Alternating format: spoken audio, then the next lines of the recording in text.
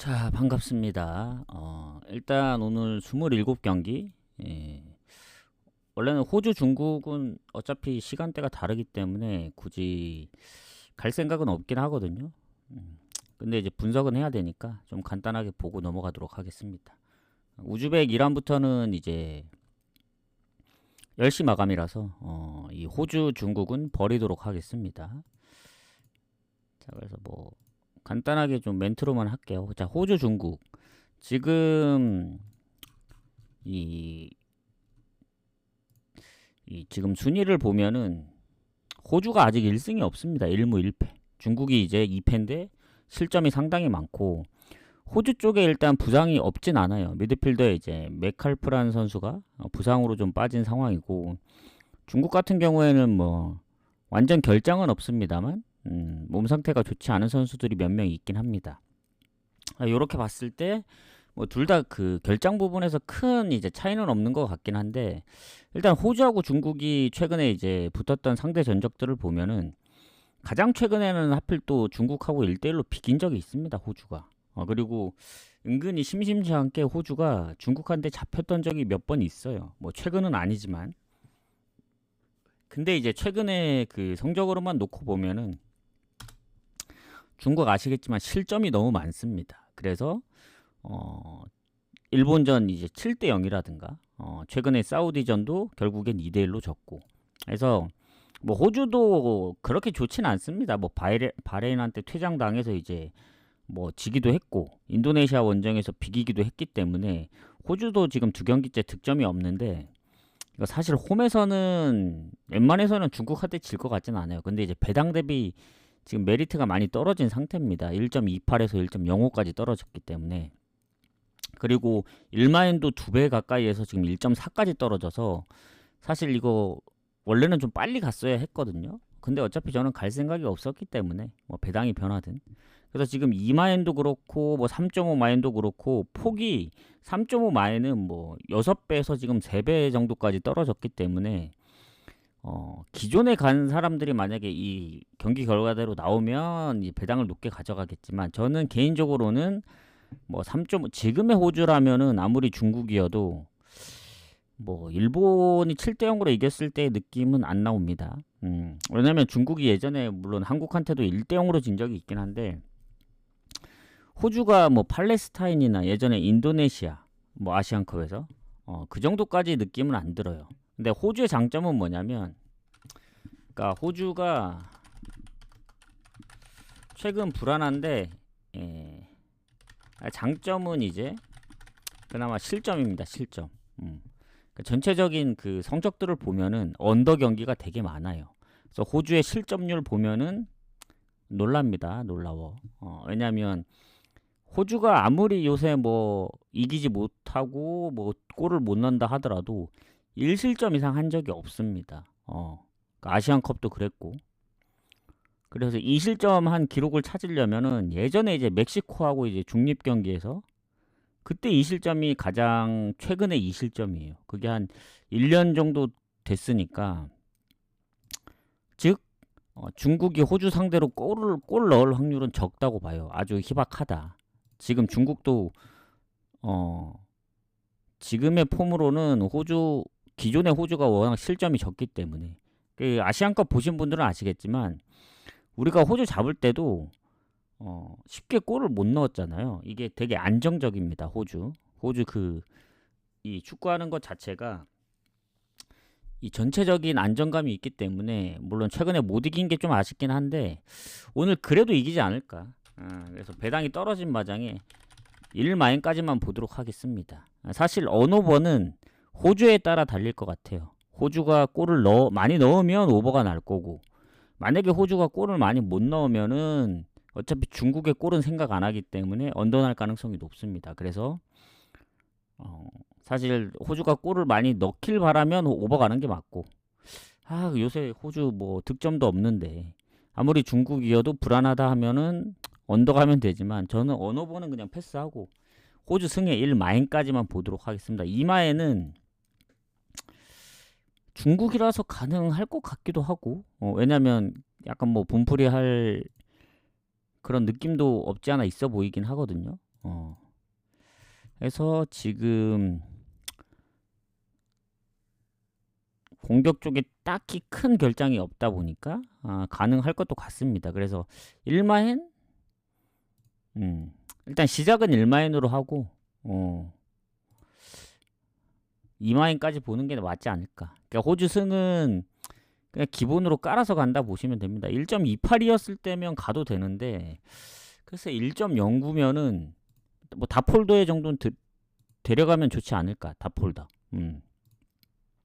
다폴더 느낌으로만 좀 데려가면 되지 않을까 생각합니다. 그래서 이렇게 보고 넘어갑시다. 근데 사실 저는 갈 생각이 없긴 합니다. 호주.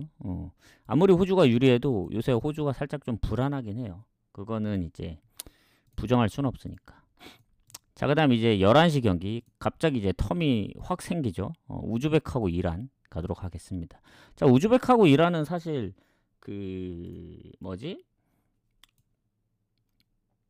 뭐라고 해야 되냐. 상대 전적이 좀 많습니다. 그러니까 우즈벡 이란은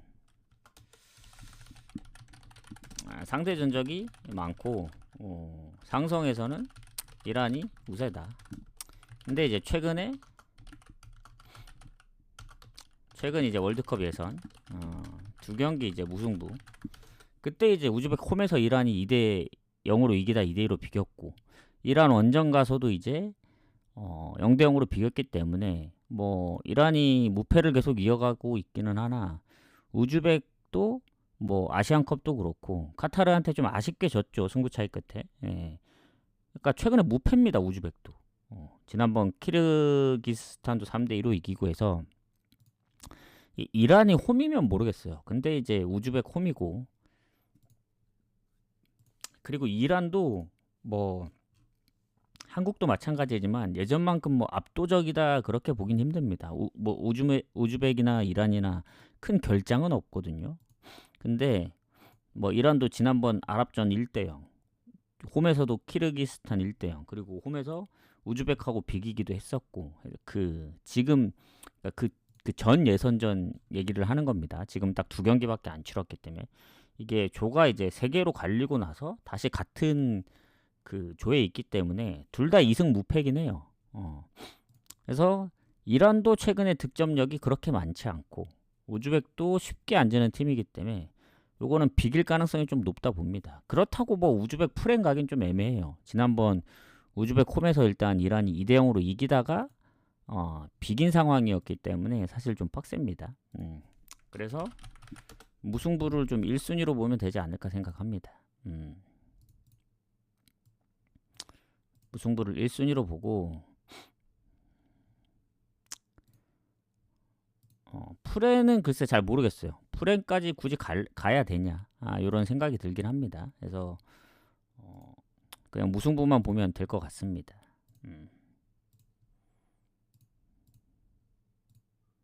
그리고 홈에서 아직 우즈벡이 이겨본 적이 없긴 해요. 이란 상대로. 근데 대부분 거의 한 골 차여서 만약에 이제 이란 승까지 보시는 분들은 많은 골이 안 날 것 같거든요. 언더 봅니다. 언더. 만에 하나 이란이 이긴다는 그 가정하에 간다면. 근데 뭐 배당 대비 그냥 무승부 찍는 게 맞지 않을까 생각합니다.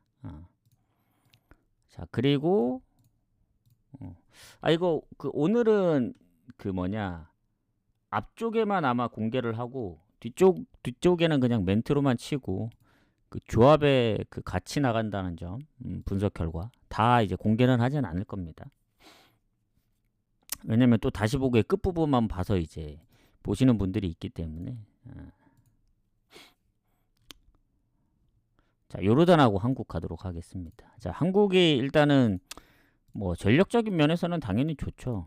근데 이제 항상 중동 원정이 좀 빡세기도 했었고 지금 요르단 쪽에 그 결장 부분이 일단은 보면은 요르단 한국 요르단 일단은 우리가 아는 알타마리 무사 알타마리 얘가 그 프랑스 어디였지? 갑자기 또 생각이 안 나네. 몸 상태가 좋지 않습니다. 몸 상태 불안정.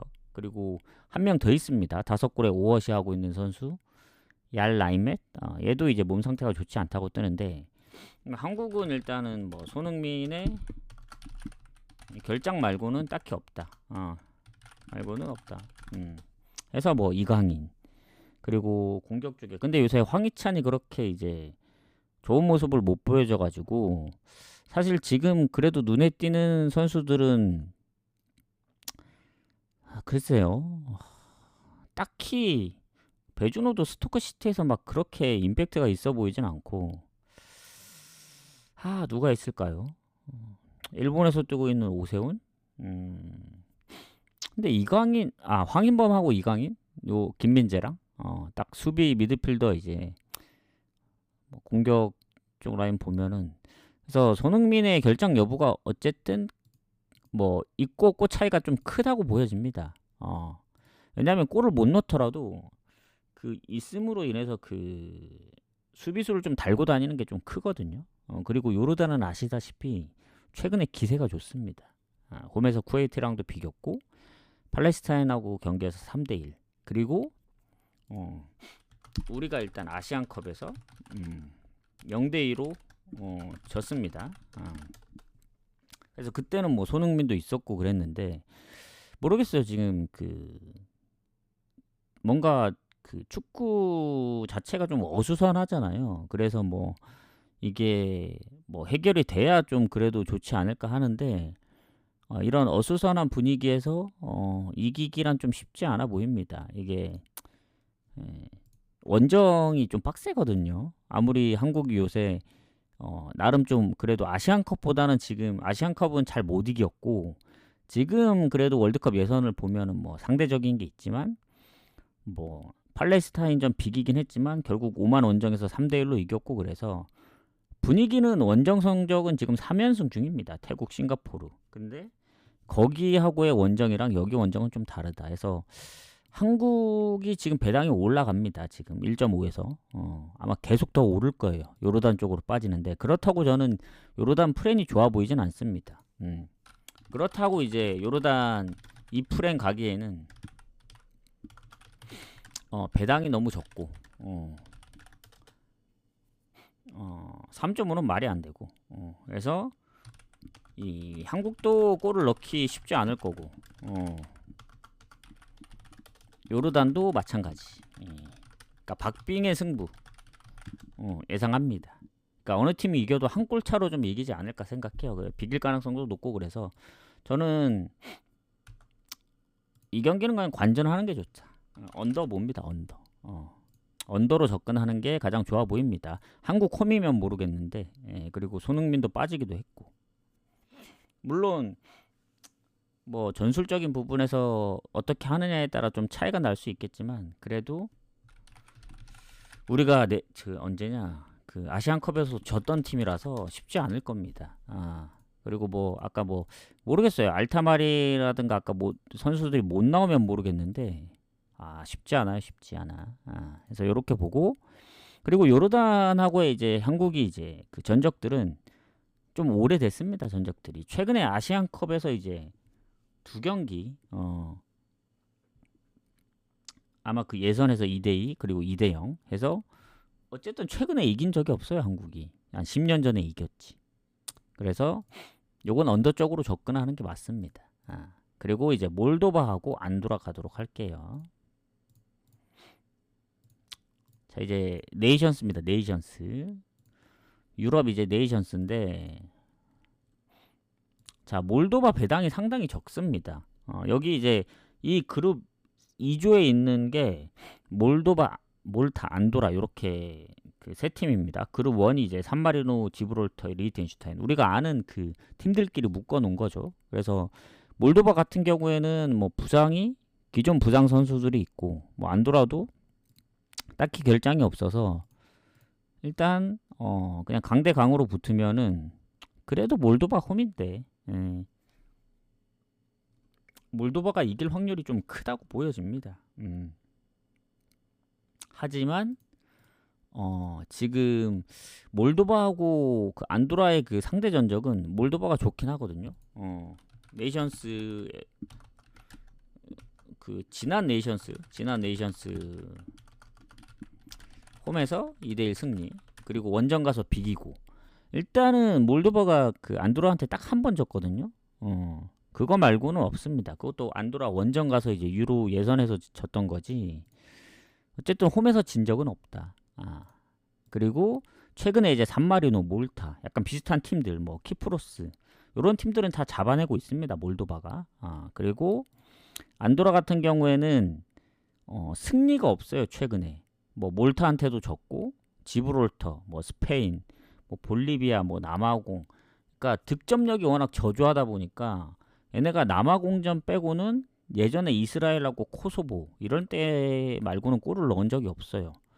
근데 이제 하나 중요한 거는 몰도바가 이길 확률이 높긴 합니다. 근데 안도라가 만약에 골을 못 넣고 몰도바도 만약에 다득점을 못 하거나 이제 골을 못 넣는다면은 뭐 비길 가능성도 좀 있다고 보여지긴 합니다. 그러니까 배당 대비 메리트가 있냐 이거죠. 1.32에 대한 배당. 물론 이제 떨어져서 그렇긴 한데 최근에 산마리노전 한 골, 뭐 몰타, 근데 몰타도 두 골 넣을 정도면은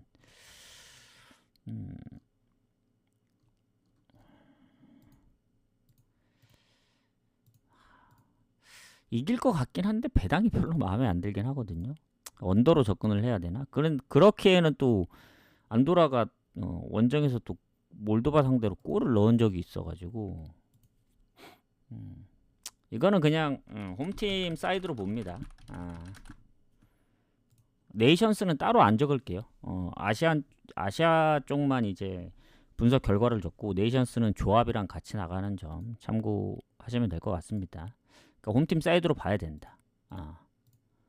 뭐 그렇다고 배당이 조금 더 높은 언더 가기에는 뭔가 2대1 스코어 나오면 좀 참사 날 것 같아서 그래도 홈팀 좀 봐야 되지 않나 생각해요. 자, 라트비아하고 북마케도니아 가도록 하겠습니다. 라트비아, 북마케도니아.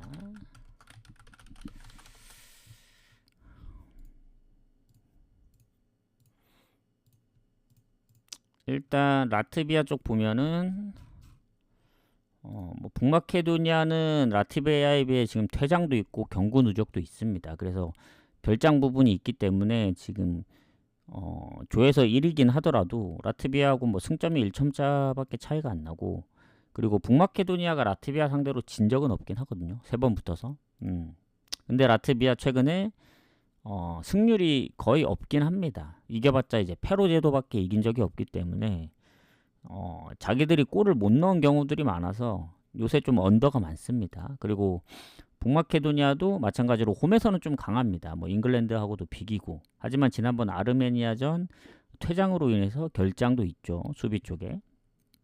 거기다 경고 누적까지 하면 2명이 못 나오고 페루지에도 원정에서 비겼던 거 생각하면은 그리고 원정 승률이 아주 떨어집니다. 그래서 예전에 몰타도 잡긴 했었는데 최근 페루제도전 비긴 거라든가 선제골 내주고 그런 거 봤을 때는 라트비아 원정이 쉬워 보이진 않아요. 그래서 전 차라리 북마케도니아 승보다는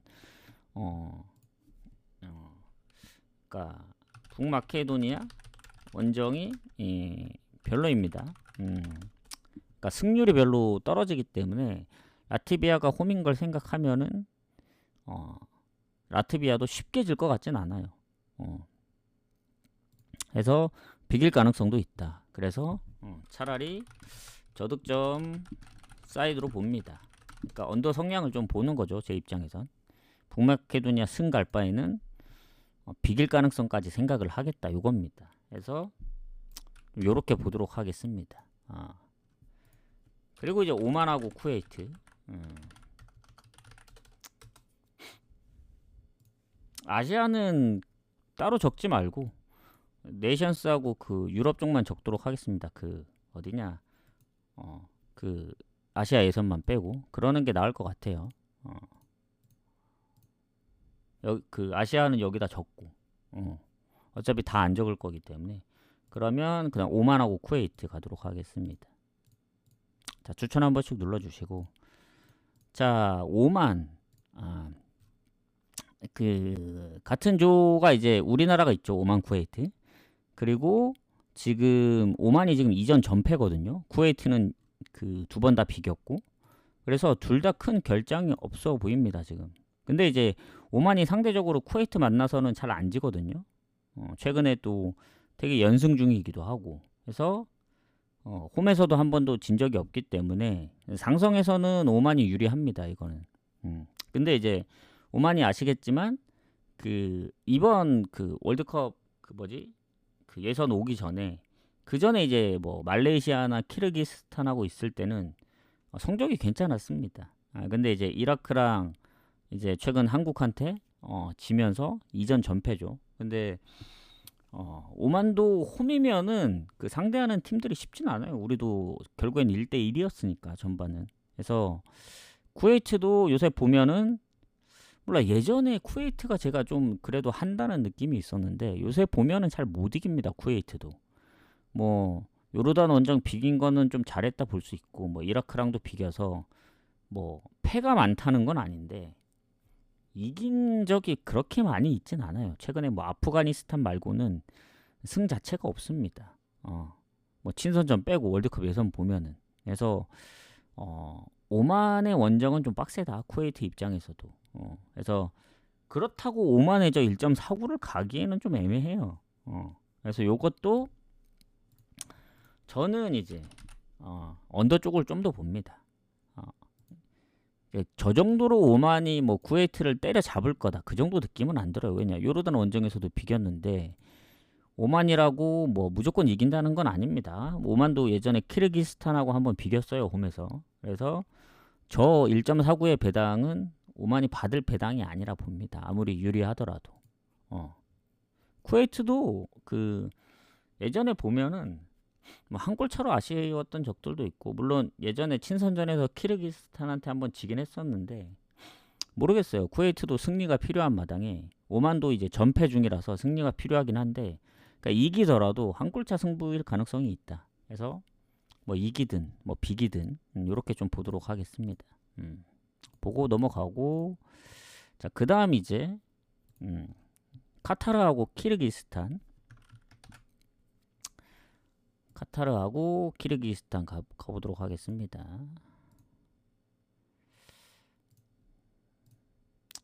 자, 일단은 생각보다 키르기스탄이 뭔가 좀 선방을 하고 있지 않나 이렇게 생각은 해요. 물론 지금 이전 전패긴 하지만. 그리고 카타르는 수비에 이제 경고 누적이 한 명 있습니다. 그 예전에 친선전에서 키르기스탄하고 붙었었는데 그때 1대0으로 이겼었고 카타르가. 근데 아시안컵에서 워낙 잘했다 보니까 지금 그 분위기를 계속 이어가긴 했었거든요. 근데 이제 홈에서 아랍에미리트한테 이제 1대0에서 3대1로 진 게 좀 타격이 있습니다. 그래서 지난번 북한전에도 2대2로 비겼고, 그래서 지금 성적이 별로 안 좋아요. 지금 마지막 그 예선 성적이 별로 안 좋습니다. 1무 1패로 시작하고 있기 때문에 반드시 좀 승리가 필요하고, 키르기스스탄은 전패긴 하지만, 지금 이전 전패긴 하지만 그 전의 과정들을 보면은 쉽지 않습니다. 이 팀도. 그러니까 카타르 입장에서는 이길 확률이 높긴 해요. 근데 이란 원정에서도 한 골밖에 안 줬죠. 그리고 우즈벡전도 티키타카 하면서 결국에는 한 골차 2대3 패배. 그래서 오만 원정도 1대1. 그래서 요새 키르기스탄이 골도 은근히 잘 넣고 아무리 강팀이어도 쉽게 안 집니다. 그래서 아무리 카타르가 홈이고 이길 확률이 높다 한들 저 카타르의 배당은 별로 메리트가 없다. 뭐 카타르 승부 사이드로 볼 수도 있긴 하지만 뭔가 한 골차의 승부를 좀 생각한다면 저는 개인적으로는 그렇다고 카타르가 오늘 못 이기면은 3경기째 승리가 없으니까 그건 좀 빡세지 않을까 해서 전 개인적으로 그냥 고배당, 요런 적이 잘 없긴 한데 핸디무 하나만 보도록 하겠습니다. 그러니까 이게 1핸디무도 있고 2핸디무도 있잖아요. 전 1핸디무 쪽으로 가겠습니다. 그러니까 1핸디무를 보는 입장에서는 보통은 2대1 생각하면은 5번데 이 키르기스탄이 생각보다 실점을 많이 안 하는 경우도 있어서 카타르의 1대0까지 보는 거예요. 그래서 언어보는 패스하고 고배당 1 핸디무로만 때리겠다. 이렇게 보시면 됩니다. 그러니까 그냥 고배당 잡는 거 아니면 굳이 갈 경기는 아니다. 이렇게 보여져요. 그리고 아랍하고 북한 가도록 하겠습니다. 자, 아랍에미리트. 뭐 결장이 딱히 없어요. 북한도. 승점도 2점 차인데 일단 아랍이 북한하고의 전적은 반반입니다. 반반. 그리고 최근에 뭐 가장 최근 경기가 너무 그 오래 전이다 보니까 사실 큰 의미는 없다 보여지고, 어쨌든 아랍도 뭐 아시안컵에서 좀 아쉬운 모습을 보였는데 최근에 흐름이 좋아요. 카타르 원정에서도 3대1로 잡고, 이란한테 1대0으로 진 건 아쉽지만 카타르를 잡은 게 큽니다. 그래서 뭐 북한도 우즈벡 원정 1대0, 뭐 지난번 그 카타르전, 맞아, 카타르전 퇴장이 있지 않았나 북한? 그러면 퇴장이 못 나오면 그래도 뭐 아주 큰 차이는 없다고 보여져요. 그래서 북한이 지금 보면 은근히 조금 생각보다 잘하거든요. 뭐 일본 원정에서도 한 골밖에 안 줬었고, 그러니까 북한이 실점을 많이 한 경기를 찾아보기가 뭐 그렇게 많지는 않습니다. 막 뭔가 대량 실점을 되게 맨날 한 것 같고, 뭐 실점률이 되게 높은 것 같지만 의외로 생각보다 실점이 적습니다. 그리고 지난번 수비수 퇴장 당했으니까 못 나오겠죠 아마. 근데 여긴 표시가 안 되어 있네. 아예 그 명단에서 빠진 건가? 어쨌든 해서 지금 북한도 1승이 없긴 하지만 아랍이 골을 과연 많이 넣을 수 있을까 이거거든요. 북한의 원정 득점력을 보면 확실히 좀 떨어집니다. 예전에 미얀마전 아니면 뭐 스리랑카 이런 좀 인도 이런 약체 말고는 조금 한다는 팀 만나면은 사실 골 넣기가 쉽지 않기 때문에 북한 입장으로 본다면은 쉽지는 않을 거예요. 이게 아랍 승을 좀 봐야 되는지 아니면 언더 쪽을 접근해야 될지 그게 좀 고민이거든요. 근데 요르단 원정에서도 한 골 넣었고 언더 가는 건 좀 위험해 보이네요. 요거는 그냥 홈팀인 아랍 승을 보겠습니다. 아랍 쪽을 좀 봐야 될 것 같아. 이게 중동 원정은 좀 빡세기 때문에. 자, 그 다음에 이제 바레인하고 어디냐, 인도네시아. 물론 그 카타르전 생각하면 그런데 카타르를 이긴 아랍이기 때문에 아랍 승 보겠습니다. 바레인하고 인도네시아.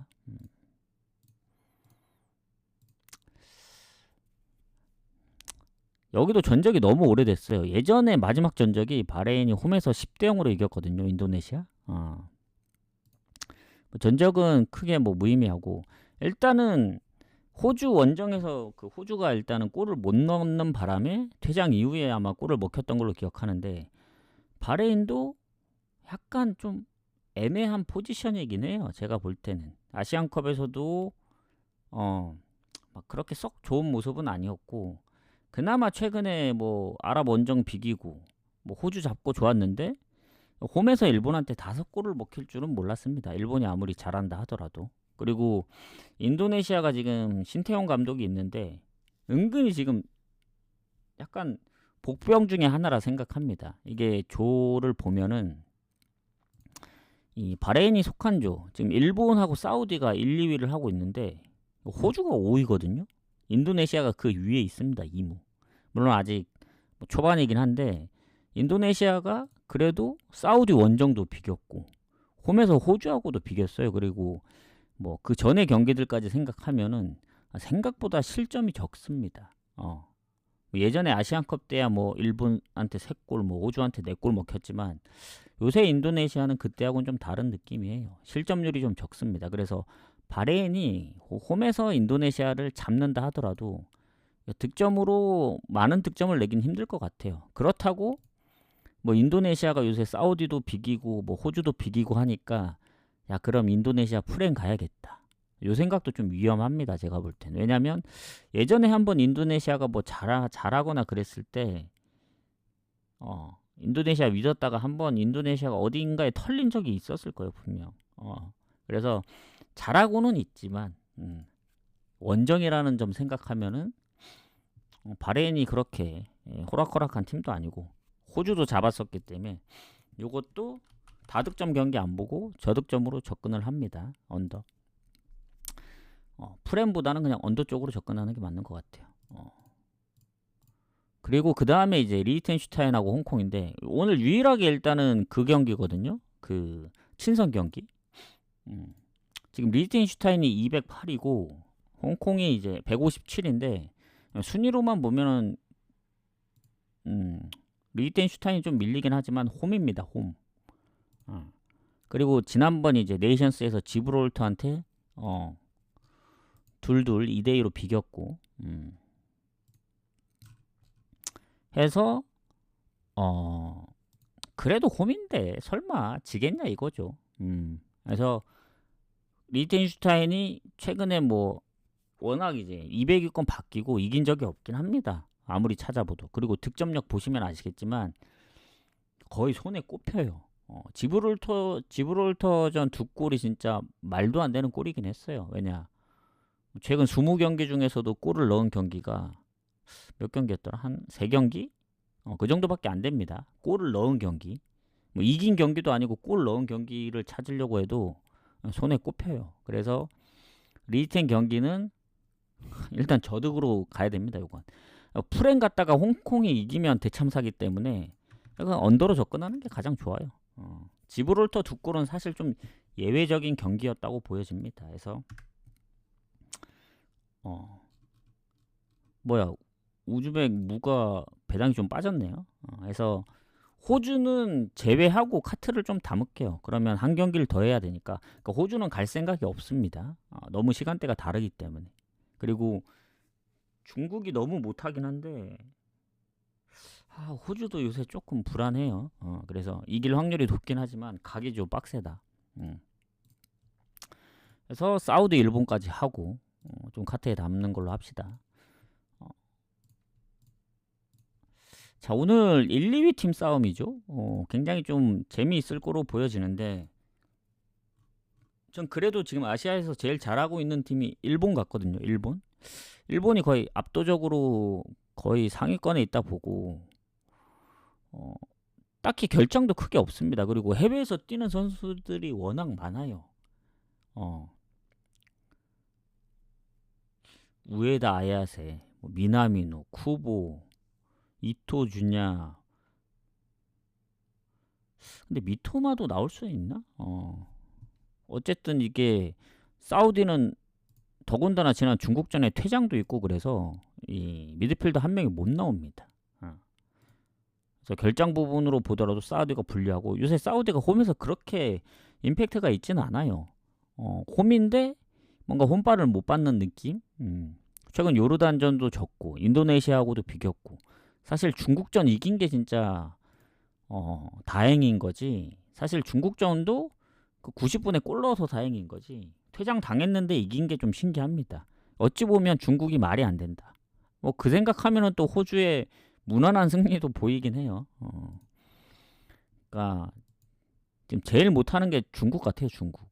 그리고 생각보다 좀 치는 팀들이 이제 인도네시아랑 키르기스탄 지더라도 어쨌든 일본 원정이라도 이거 일본 봅니다. 일본이 압도적인 게 최근에 이제 북한 그리고 미얀마, 시리아, 뭐 중국, 바레인 득점만 보면은 요 6경기에 한 26골?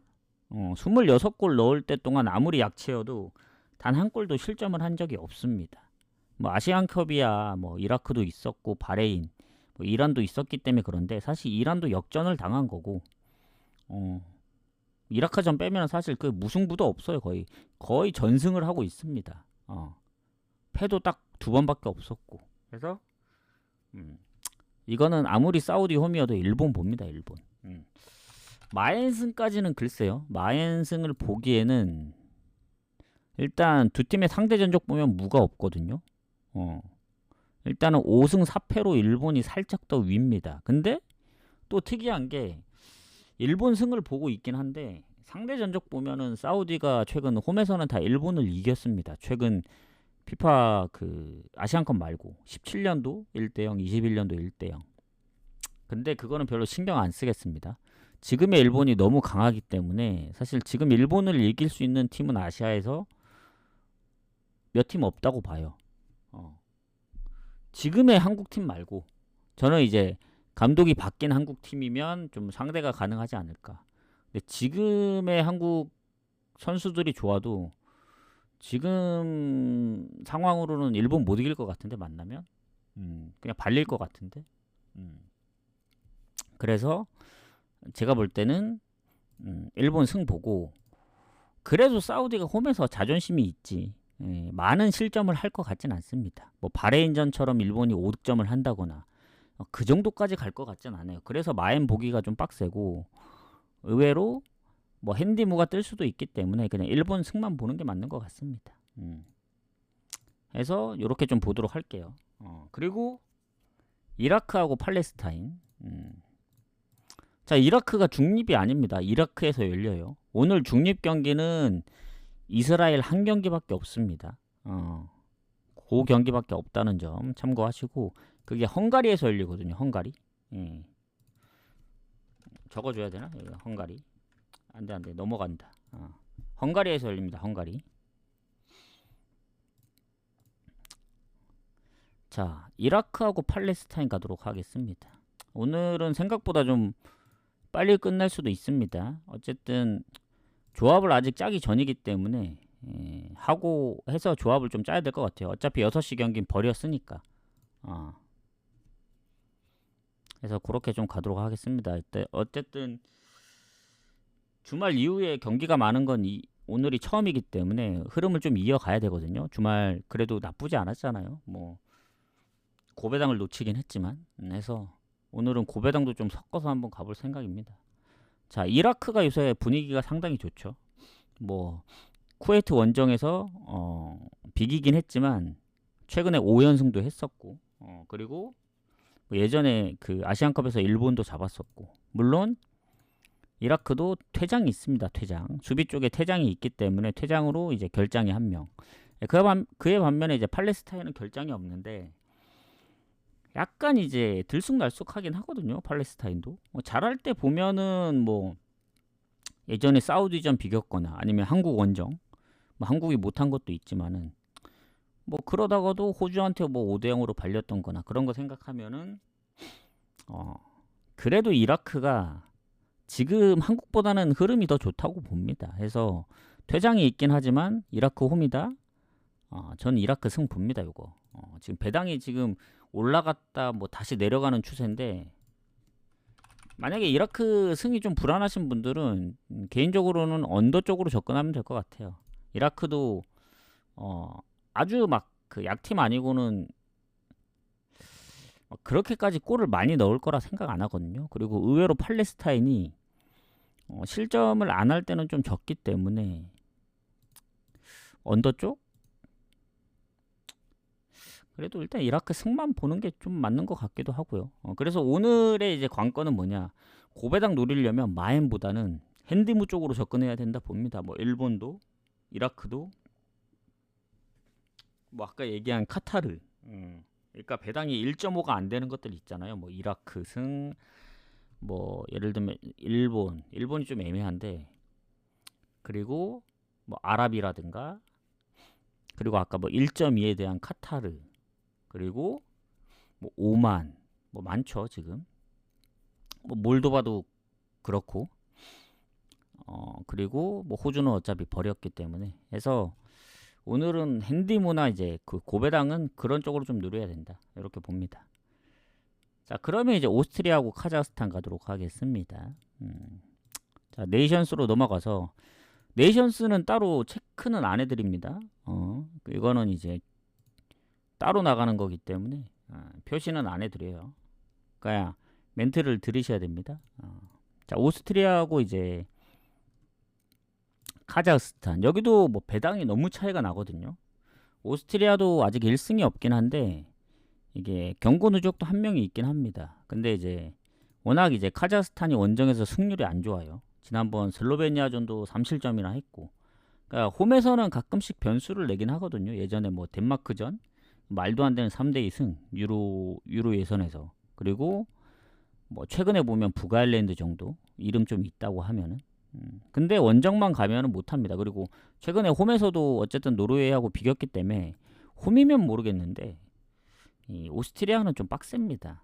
생각보다 잘하거든요, 오스트리아가. 뭐 최근에 슬로베니아나 노르웨이 원정에서 못 이겨서 그런 건데 뭐 월드컵 그 예선에서 그 뭐냐 본선에서 그 네덜란드도 잡고 그랬었으니까 전체적으로 옛날 그 뭐냐 친선전에서도 보면 뭐 독일도 잡고 전혀 이제 약팀이 아니에요. 그래서 오스트리아 승리가 보이지만 배당이 너무 적습니다.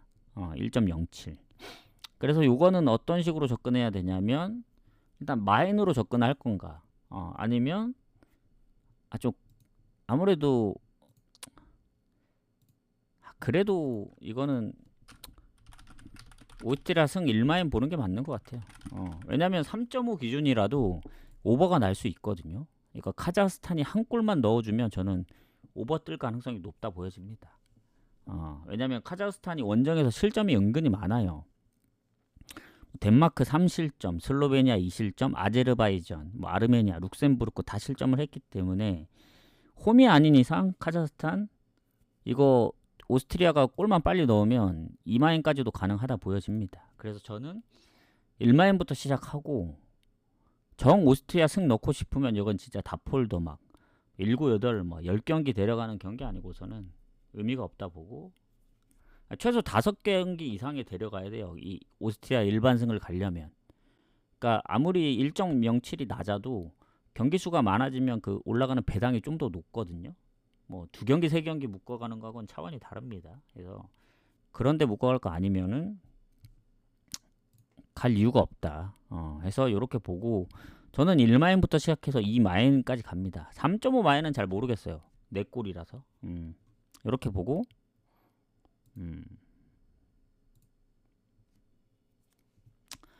요 오스트리아까지만 공개를 하도록 할게요. 여기 1마인까지. 그래도 오늘 어찌 보면 가장 좋아 보이는 경기라 생각해서 그런 거니까. 그리고 예전에 월드컵 예선에서 4대0으로 이긴 적이 있는데 사실 너무 오래된 거라서 그렇습니다. 자, 이스라엘 갈게요. 프랑스. 요게 헝가리에서 열립니다. 헝가리.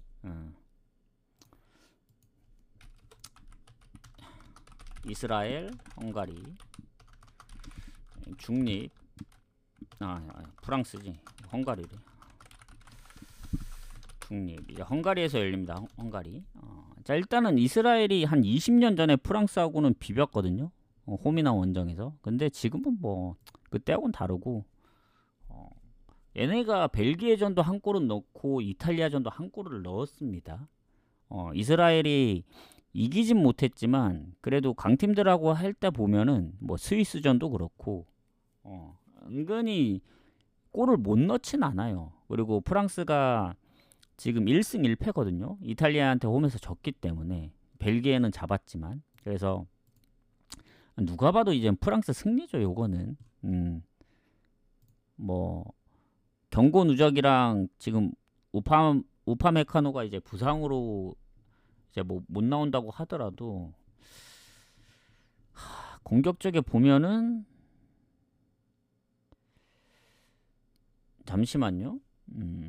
지금 이거 하나만 확인하고 갈게요. 혹시 은바페가 안 나오나?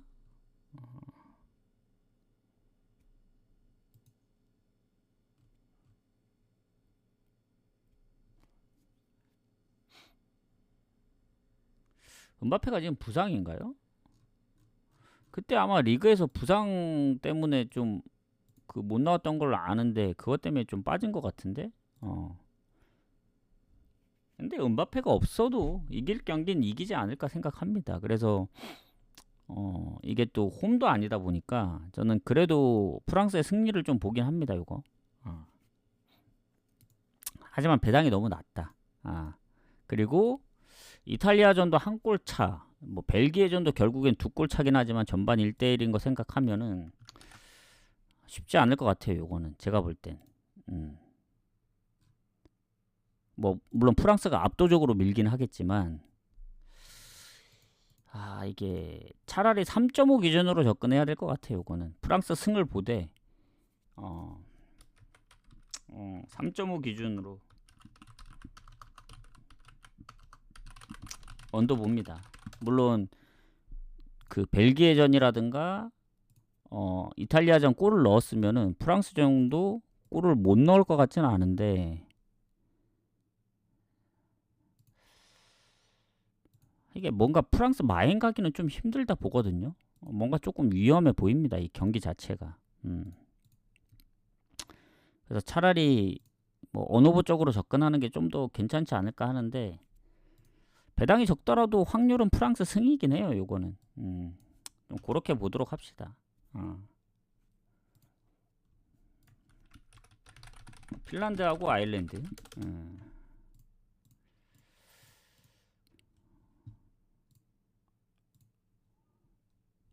자, 추천 한 번씩 부탁드리고.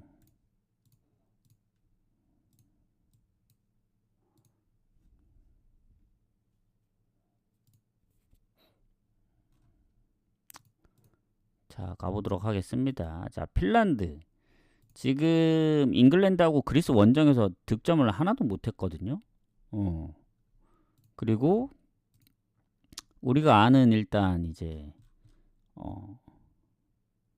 잠깐 티모 푸키가 그때 미국 축구에서는 부상이었던 걸로 아는데 지금 여긴 또 부상으로 떠있진 않네요. 그리고 아일랜드도 이제 이전 전패기 때문에 둘 다 득점 없이 다 전패입니다. 그래서 지금 서로 이제 막상막하의 팀이죠. 아일랜드는 또 하필 홈에서 득점이 없었어요. 그래서 핀란드는 그래도 원정 무득점이었기 때문에 홈이면 좀 다르다 생각합니다. 핀란드. 나름 핀란드는 그래도 홈에서 아일랜드보다는 좀 낫다고 보는 편입니다. 그래서 요거는 핀란드가 홈이기 때문에 핀란드 홈사이드로 봅니다.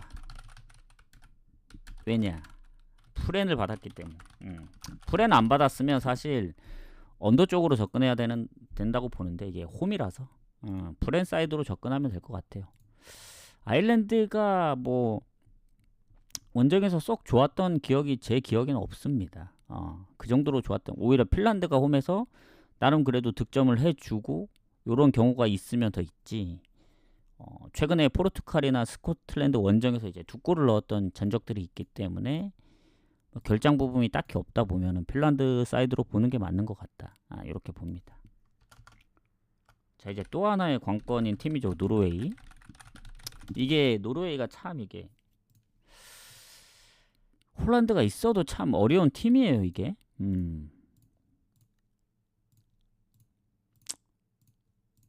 보면은 일단 결장은 딱히 없어 보입니다. 그리고 노르웨이 우리가 홀란드만 생각하는데 솔르로스도 있습니다. 솔르로스. 이 솔르로스가 지금 이제 그 AT로 이적을 했잖아요. 어디 있었냐면 비아레알에 있었습니다. 그때 비아레알에서 득점력이 아마 그때 득점 2위를 했었나? 되게 골을 많이 넣습니다. 저는 있는 걸 몰랐는데 알고 보니까 여기 있더라고요. 그리고 지난번 오스트리아도 잡아냈기 때문에 카자흐스탄 비긴 거 그래도 홈에서 승리를 가져간 게 좀 중요하다 봅니다. 그리고 슬로베니아 같은 경우에는 이 노르웨이 입장에서는 쉽지 않을 거라 봐요. 왜냐면 최근에 진 경기가 거의 없어요. 예전에 유로 예선에서 일단 덴마크전이 가장 마지막 패배고 월드컵 예선에서 다 비겼습니다. 그러니까 잉글랜드랑도 비겼고 포르투갈한테도 비겨서 승부차이까지 가서 졌고, 최근 슬로베니아가 홈에서 오스트리아전도 비겼고 카자흐스탄도 3대0. 그러니까 애초에 실점을 많이 안 하거든요. 아무리 강팀 만나더라도. 예전에는 홈에서 이제 포르투갈도 잡았고 미국 원정 가서도 이겼던 팀이기 때문에 아무리 홀란드에 있는 노르웨이더라도 쉬워 보이진 않는다. 그렇다고 뭐 노르웨이가 뭐 예전에 이제 체코나 아니면 뭐 다 잡았던 경기 있잖아요. 그 어떤 경기였지? 그때 한참 막 이기다가 그 비겼던 경기가 있는데 노르웨이 생각이 안 나네. 스코틀랜드였나? 그 유로 예선? 그 그때 아마 홀란드가 있었던 걸로 아는데 1대0으로 이기다가 막판에 두 골 먹혀서 졌던 경기가 있거든요. 그래서 노르웨이도 뭐 홈이라고 해서 무조건적으로 이긴다는 보장은 없는데 그래도 웬만하면은 잘 안 지는 건 맞습니다. 졌던 팀들이 몇 팀 안 되긴 해요. 해서 결론은 뭐다. 아무리 슬로베니아라도 원정 가서 이기긴 좀 빡셀 것 같은데 슬로베니아 실점 적어서 이기긴 힘들어도 비길 수는 있을 것 같다. 그러니까 비길 가능성도 있다 이겁니다. 그래서 노르웨이의 저 배당 1.46 별로 좋아 보이진 않습니다. 요거는 뭘로 가면 되느냐?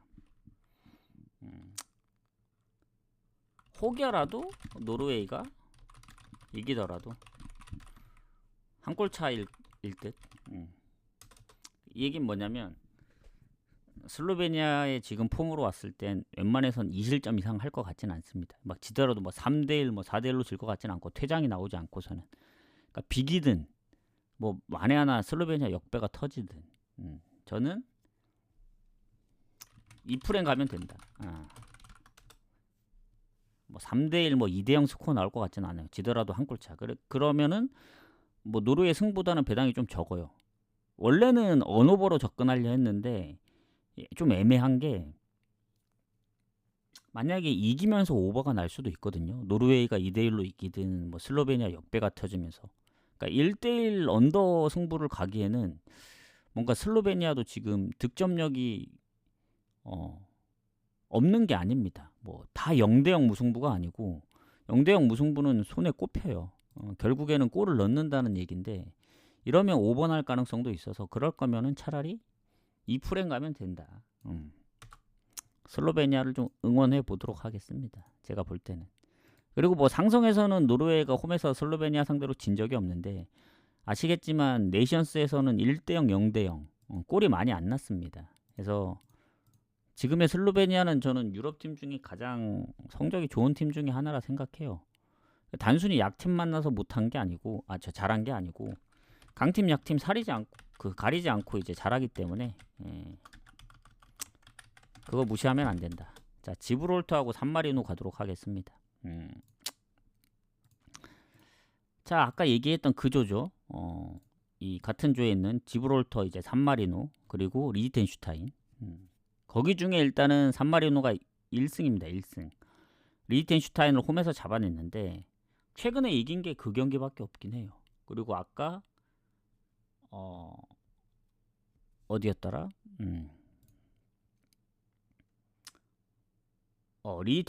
리히텐슈타인보다는 그래도 골을 몇 골 더 넣진 않았을까 요 정도 생각은 하거든요. 근데 어쨌든 그 리히텐슈타인 잡았고 근데 지브롤터가 아무리 이제 리히텐하고 지난번 비겼다고는 하지만 그래도 승률 자체가 더 많긴 합니다. 산마리노한테 질 것 같진 않아요. 근데 이제 배당은 산마리노 쪽으로 좀 빠지고 있긴 하거든요. 근데 산마리노의 득점력을 봤을 때 배당이 빠질만한 그런 느낌인가라는 생각이 듭니다. 지브롤터가 뭐 리히텐한테 비겼다고는 하지만 최근에 홈에서 안도라도 잡았고 그리고 만났던 팀들이 대부분 강팀이었어요. 그래서 뭐 네덜란드, 뭐 프랑스, 뭐 그리스 이런 팀들인데 좀 비슷한 팀들 뭐 안도라, 리히텐슈타인 만나면 이겼거든요. 그래서 산마리노 정도면 잡을 수 있지 않을까. 그리고 그 리히텐슈타인전도 PK를 놓쳤어요. PK. 그리고 퇴장 이후에 어쨌든 추가 시간에 이제 PK를 내줬기 때문에 사실 그 경기도 잡을 수 있었던 경기라고 봅니다. 그래서 여러모로 종합해 봤을 땐 그래도 홈에서 지겠냐. 좀 배당이 빠지더라도 저쪽으로 빠지더라도 지브롤터 승 봅니다. 만약에 좀 애매하다 싶으면 언더 가면 되는데 사실 언더는 배당 대비 그렇게 메리트가 있지는 않습니다. 근데 산마리노가 골을 못 넣어줄 거 생각하면은 언더가 맞긴 해요. 둘이 딱 2번 붙어서 다 언더 났기 때문에. 근데 만에 하나 지브롤터가 2대1로 그 이기는 그림이 그려진다고 하면은 저 언더 배당은 지금 1.35까지 떨어졌기 때문에 메리트가 없다. 그냥 지브롤터 승이 더 훨씬 더 좋다. 이렇게 봅니다. 그래서 저는 지브롤터 사이드로 보겠다. 요겁니다. 자, 페루 제도하고 아르메니아.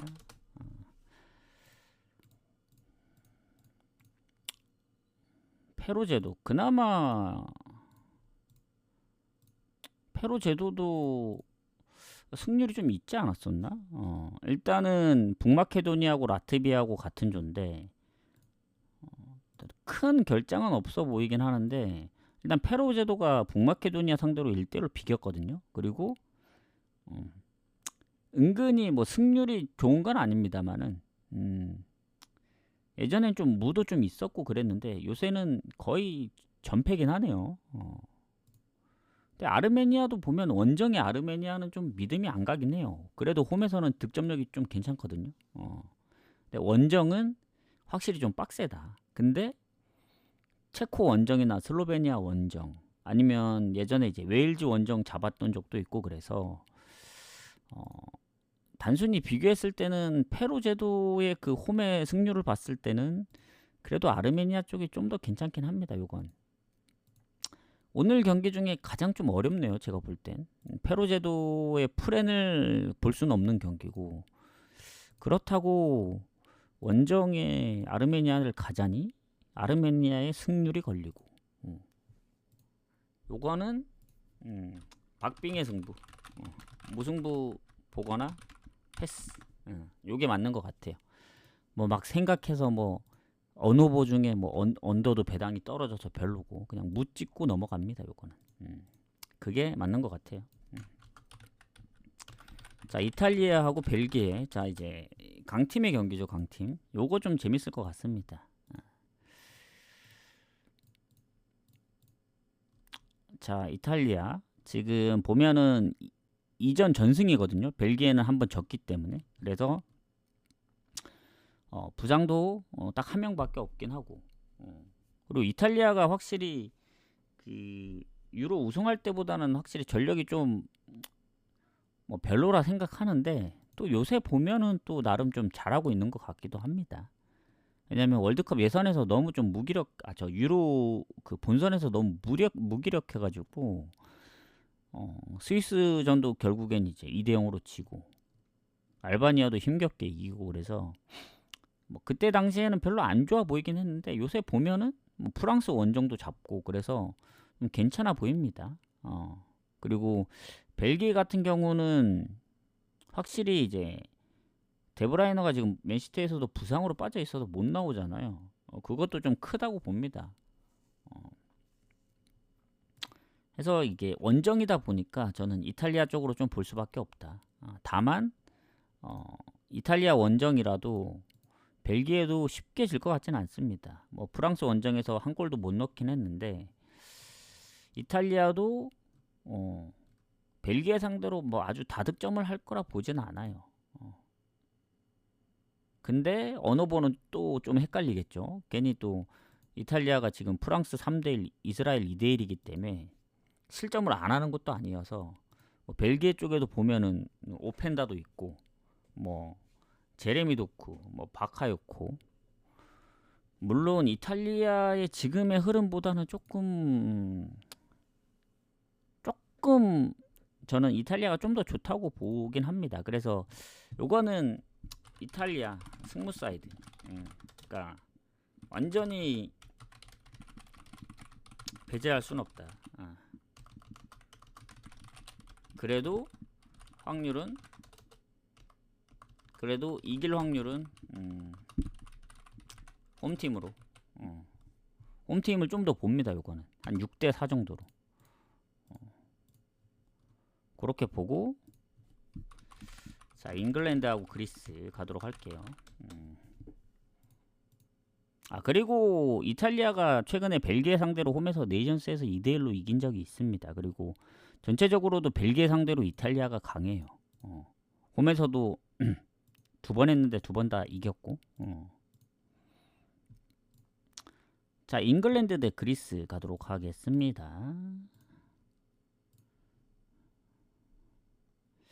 자, 일단 두 팀이 전적은 딱 한 번밖에 없고 너무 오래전이라 좀 건너뛰겠습니다. 지금 잉글랜드 이전 전승, 그리스도 이전 전승인데 잉글랜드가 지금 부상이 지금 그릴리시가 부상은 아닌데 부상 의심이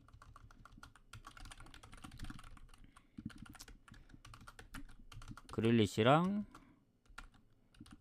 해리케인 그러니까 나올 수 있을지 없을지는 봐야 알 것 같아요.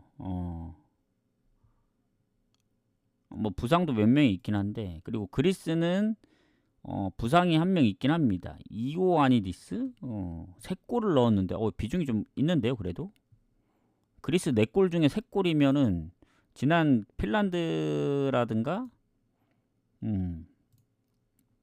아일랜드전에 뭔가 자책골이 있었다는 것 같은데 그거 빼면은 사실 3골을 담당하고 있는데 그 선수가 빠졌다는 건 좀 크다고 보여집니다.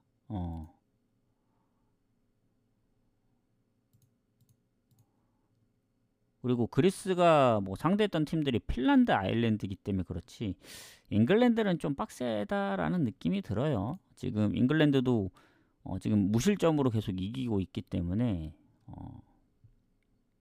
이건 홈이기 때문에 그래도 잉글랜드 봐야 되지 않나. 홈이라서 잉글랜드 사이드로 보긴 하는데 아시죠? 잉글랜드 유로 보시면 아시겠지만 득점력이 진짜 저조했습니다. 그 네덜란드전 2골이 전부였지 나머지 다 한 골 아니면 골을 못 넣거나 그래서 거의 언더가 많았죠. 근데 그리스 정도면 이겨줘야 되지 않나 생각해요. 그래서 잉글랜드 승. 저는 만약에 만에나 해리케인이 나왔다 하더라도 그때 한 골밖에 못 넣었으니까 나오든 못 나오든 나머지 선수들이 충분히 골을 넣을 수 있을 것 같아서 저는 마인까지 보도록 하겠습니다. 마인. 잉글랜드 승 마인. 이게 일반 승은 배당이 얼마 안 돼서 승 마인으로 좀 접근을 해야 될 것 같아요. 자, 그다음 프랑기아, 온두라스. 이게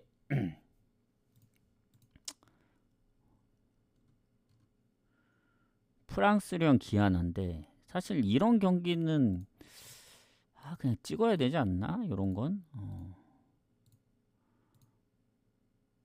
일단 한번 보겠습니다. 두 팀의 전적이 이제 골드컵밖에 없거든요. 그때는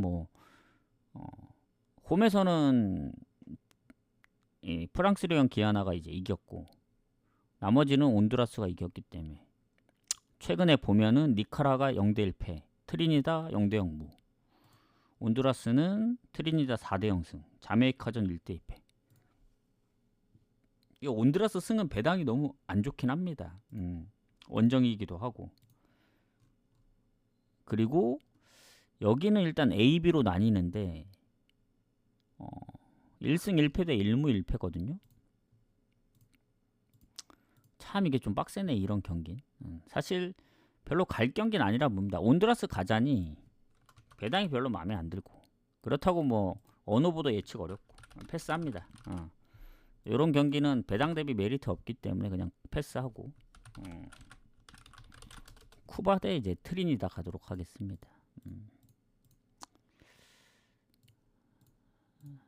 자, 쿠바하고 트리니다.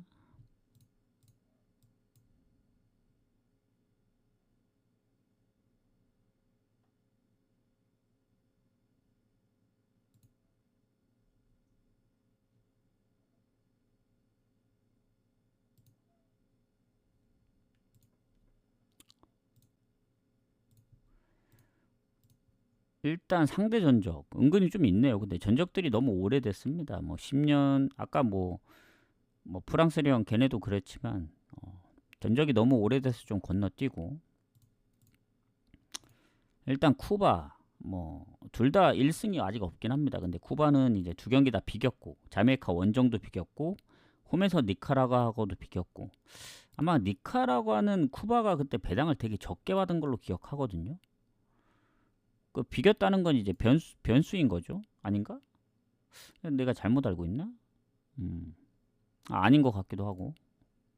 어쨌든 두 경기 다 비겼습니다. 그리고 트리니다는 지금 두 경기째 아예 득점 자체가 없거든요. 그래서 요건 그래도 홈으로 좀 봐야 되지 않나. 쿠바가 이제 프렘 받아서 쿠바 사이드 본다. 이거 아니면 그냥 건너뛰세요. 그냥 뭐 유럽 쪽을 가는 게 낫지. 지금 여기는 좀 빡셉니다. 가기가. 그래서 이렇게 좀 보고. 그럼 이제 남아 있는 거는 어디냐? 이 볼리비아, 에콰도르, 베네수엘라, 칠레, 니카라과인데 칠레, 니카라과는 내일 마감되는 경기입니다. 9시. 볼리비아, 에콰도르, 베네수엘라는 오늘 마감이고. 그것만 아시라고 이제 얘기하는 거고. 분석은 그냥 같이 할 거예요. 자, 볼리비아하고 콜롬비아 가도록 하겠습니다. 이제 추천 한 번씩 눌러주세요. 자, 볼리비아하고 콜롬비아 가도록 하겠습니다.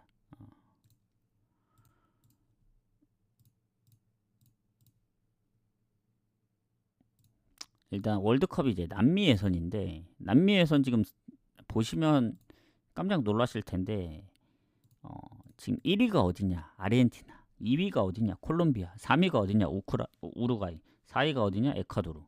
브라질이 5위입니다. 5위. 물론 브라질이 못 나올 확률은 없겠죠. 지금 6위까지는 그냥 진출로 알고 있고 7위가 이제 그 예선 그 어디냐? 대륙간 예선 통해서 올라오는 걸로 알고 있는데 불과 이제 브라질도 볼리비아하고 딱 1점 차입니다. 사실 페루는 지금 승점이 3점이라 0승이라서 그런 건데 칠레랑 뭐 볼리비아도 못 넘을 건 아니에요. 브라질. 그러니까 브라질이 지금 선두권으로 가기에는 점수 차가 좀 있습니다. 아르헨티나하고 8점 차라서. 그래서 브라질이 지금 비상이긴 해요. 자, 그러면 이제 볼리비아하고 콜롬비아인데 볼리비아가 지금 브라질하고 1점 차입니다. 콜롬비아가 이제 원투펀치거든요. 지금 아르헨티나랑 뭐 우루과이까지 딱 1, 2, 3위. 그래서 유일하게 무패팀입니다. 콜롬비아. 콜롬비아 남미 2위이긴 한데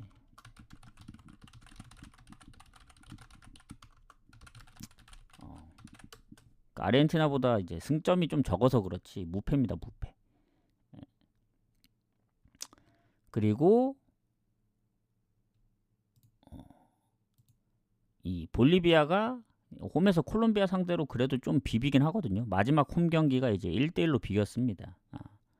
그래서 아예 못 비빌 사이즈는 아니다라고 보여집니다. 다만 이제 뭐 볼리비아 경고 누적 한 명 있고 콜롬비아도 한 명 있는데 아마 지금 전 세계 통틀어서 무패 가장 오래 하고 있는 나라가 콜롬비아일 겁니다.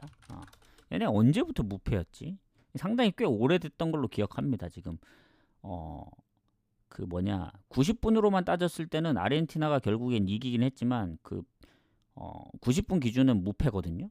그래서 코파에서도 이제 무패였습니다. 무패. 브라질하고도 비겼고 그래서 코파 무패, 뭐 친선전 무패, 뭐 남미 예선도 지금 계속 무패 진행 중이고 꽤 장기간 무패여서 지난번은 홈에서 또 아르헨티나도 잡고 그래서 볼리비아가 아무리 지금 최근에 뭐 베네수엘라 4대0 칠레 원정 이겼다고는 하지만 이 무패 흐름을 깰 정도의 그런 느낌은 아니거든요. 볼리비아가 물론 볼리비아 원정이 좀 빡세긴 해요. 빡세긴 한데 베네수엘라나 칠레 그 정도 느낌은 아닙니다. 콜롬비아가 훨씬 더 잘한다고 느끼기 때문에 요거는 그래도 콜롬비아 승부 사이드로 보는 게 맞지 않나. 그러니까 무승부를 완전히 배제시킬 수는 없어요. 왜냐? 페루 원정에서 비겼기 때문에 콜롬비아가. 지금 페루가 몇 위죠? 꼴찌입니다. 꼴찌. 2득에 10실점 그리고 3무 5패인데 그 페루한테 1대1로 비겼어요. 콜롬비아가. 뭐 자칫하다가 이 볼리비아한테 무패 흐름이 깨질 수도 있긴 한데 왜냐면 그때 깨질 뻔 했거든요. 페루한테 먼저 선제골 먹히고 마지막에 이제 동점골을 넣었기 때문에 그럴 수도 있다고 보는데 일단 점유율이나 슈팅은 더 앞서긴 했습니다. 근데 볼리비아는 페루하고 비교했을 땐 뭐 베네수엘라도 4대0 칠레도 2대1. 흐름이 워낙 최근 흐름만 놓고 보면 좋기 때문에 쉽진 않아 보이긴 하는데 그래도 콜롬비아 사이드 봅니다. 페루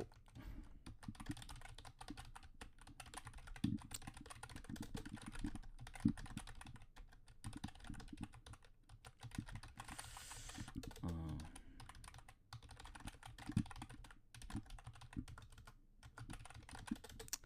근데 이게 조심스럽게 가야 되는 게 콜롬비아 승을 제가 그때 콜롬비아 승을 갔거든요. 페루 당연히 이길 줄 알고.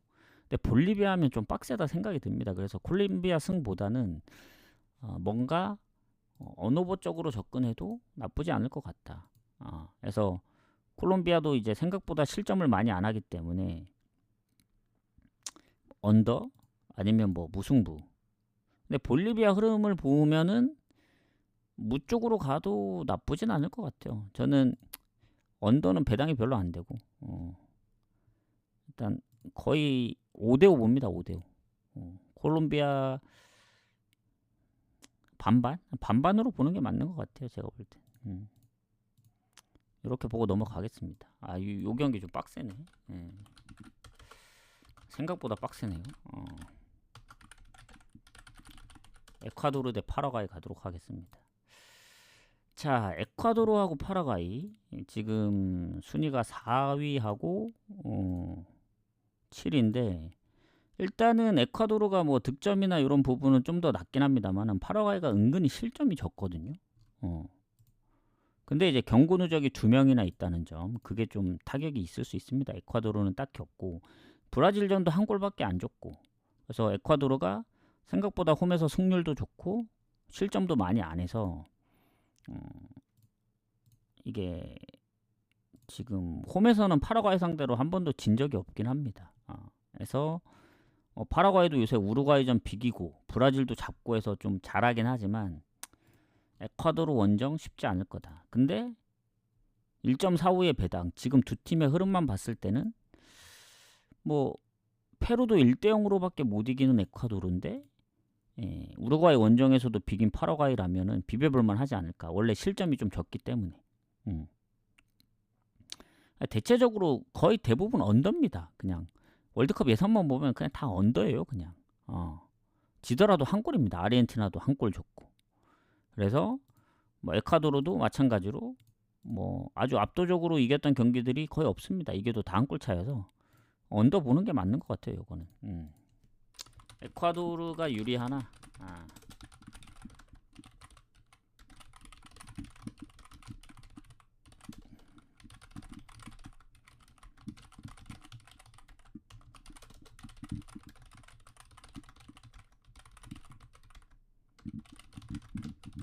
좀 빡세다 보여집니다. 그래서 차라리 언더로 접근하는 게 맞는 것 같아요. 무승부까지 좀 그 생각을 해서. 그래서 이렇게 좀 보도록 하겠습니다. 자, 그다음 베네수엘라, 아르헨티나. 자, 드디어 올 게 왔는데 이 아르헨티나가 지금 1위잖아요. 지난번에 콜롬비아한테 졌습니다. 근데 그때는 아마 메시가 없었던 걸로 기억을 합니다. 근데 지금 메시가 복귀를 했죠. 그래서 이제 휘젓고 다니고 있습니다. 그래서 메시의 복귀 여부가 좀 큽니다. 로메로가 지금 경고 누적으로 못 나오긴 하는데 베네수엘라도 보면 경고 누적이 2명이나 있습니다. 수비 미드필더. 그래서 뭐 타격이 없을 순 없고 아르헨티나는 베네수엘라 원정이 좀 빡세요. 지난번 우루과이도 비겼기 때문에 쉽지 않을 거나 보여집니다.